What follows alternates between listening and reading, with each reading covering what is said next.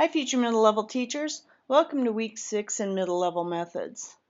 I appreciate the work that you've put in to develop your middle level unit plan using the Understanding by Design framework thus far.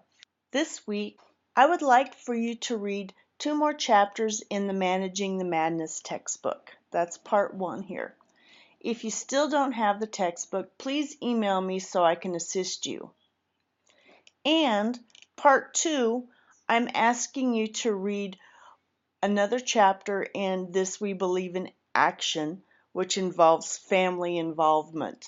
I hope the resources that I posted for you last week provide further explanation for you concerning the Understanding by Design stages. Again, stage 1, what are your desired results? Stage 2, what evidence are you going to be looking for? And again, in addition to our regular tests and quizzes, this means some type of performance assessment or product. And with your performance assessment, it should follow the GRASP acronym: goal, role, audience, situation, product, and standards for success. And then this week we're going to focus on stage 3, the learning plan. This involves your day-to-day lesson sequence you would use in your unit, and it's fairly similar to what you'll have to do when you're on your internship concerning factor 3 in your teacher work sample. In the UBD template that I've asked you to use for your unit, when you get to stage 3, you'll notice that there's some questions on the left-hand side of the template.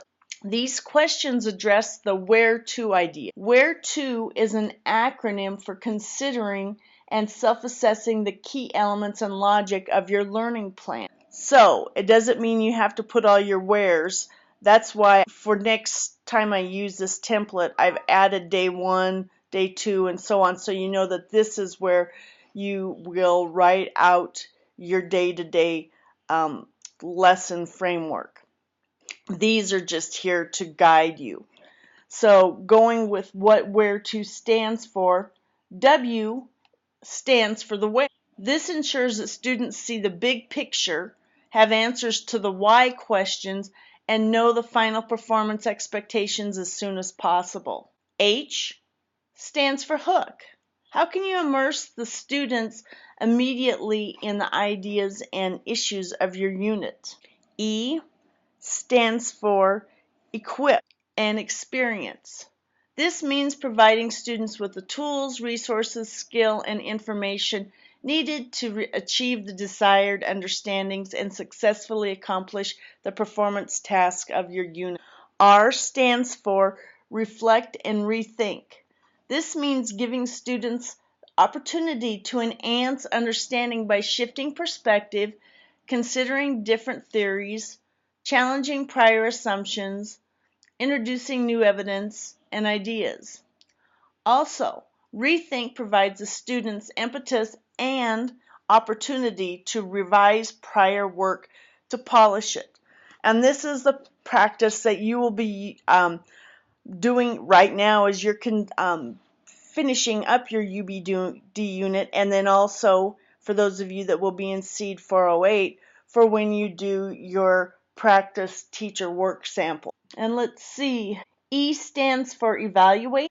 It's necessary that students get diagnostic and formative feedback, and as soon as possible, so they could see what adjustments need to be made to their work. For most of you, what I've asked for thus far, particularly in stage 2 with your performance assessment, is just to provide more detail. Think about writing instructions so that the students would know exactly what you are asking them to do. T stands for tailor.